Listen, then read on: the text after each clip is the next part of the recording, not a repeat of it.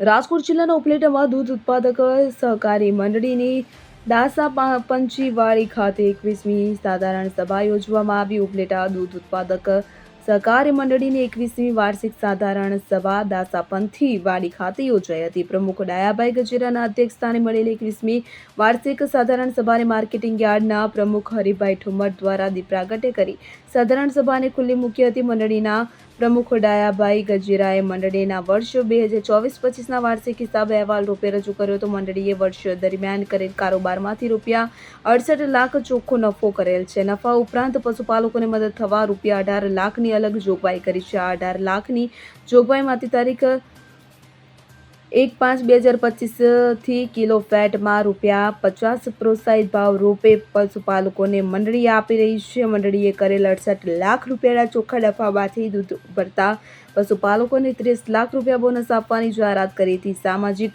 સુરક્ષા માટે ₹11 લાખ વીમા કવચ પશુપાલકો માટે લેવામાં આવશે. તેનું પ્રીમિયમ મંડળી દ્વારા ભરવામાં આવશે. મંડળીના પશુ દવાખાના સેવાઓ ચાલુ રાખી છે. પશુઓની વિનામૂલ્યે વેટરનરી ડોક્ટર દ્વારા સારવાર કરવામાં આવશે. તે ઉપરાંત રાજદાણ એક ગુણી દીઠ ભાવમાં ₹50ની રાહત મંડળી દ્વારા આપવાનું ચાલુ રાખ્યું છે. ત્યારે મહિલા સશક્તિકરણને ધ્યાનમાં રાખીને ઉપલેટા નગરપાલિકાના પ્રમુખ વર્ષાબેન ગજેરાનું સાલ ઉડાડી સન્માન કરવામાં આવ્યું તેમજ લોક સાહિત્યકાર દેવરાજભાઈ ગઢવીનું સાલ ઉડાડી સન્માન કરવામાં આવ્યું હતું.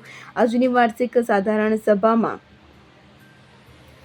સહકારી આગેવાન અરદાસભાઈ ચંદ્રવાડિયા, ભૂરાભાઈ ભોપાળા, ધીરુભાઈ રોપા, પરા નારણભાઈ ચંદ્રવાડિયા તેમજ CPIMના રાજ્ય મંત્રી હિતેન્દ્ર ભટ્ટ, ભૂપતભાઈ કનેરિયા, ખેડૂત અગ્રણી કારાભાઈ બારૈયા, બટુકભાઈ ગજેરા, રાજકોટ દૂધ સંઘના પ્રતિનિધિ સુરેશભાઈ દેત્રોજા ઉપસ્થિત રહ્યા હતા. મારું નામ ડાયાભાઈ ગજેરા, શ્રી ઉપલેટા દૂધ ઉત્પાદક મંડળીનો પ્રમુખ છું. આજ રોજ મંડળીની 21મી વાર્ષિક સાધારણ સભા ઉપલેટાના દાસાપંથી વાડી ખાતે યોજાઈ ગઈ. આ વર્ષે 21મી સાધારણ સભામાં મંડળીના એક વર્ષ દરમિયાન કરેલા તમામ વ્યવહારોનો હિસાબ મંડળીના સભાસદ ભાઈ બહેનો સમક્ષ વાંચી સંભળાવવામાં આવ્યો. મંડળીએ વર્ષ દરમિયાન 10 કરોડ રૂપિયાના કરેલા વાર્ષિક ટર્નઓવરમાંથી 68 લાખ રૂપિયાનો ચોખ્ખો નફો મંડળીએ નોંધાવ્યો છે. આ ઉપરાંત મંડળીએ નફા ઉપરાંત 18 લાખ રૂપિયા મંડળીના પશુપાલક જે દૂધ ભરે છે એ પશુપાલકોને ભાવફેરની રકમ રૂપે કિલો ફેટના ₹50 ફાળવણી કરવામાં આવી.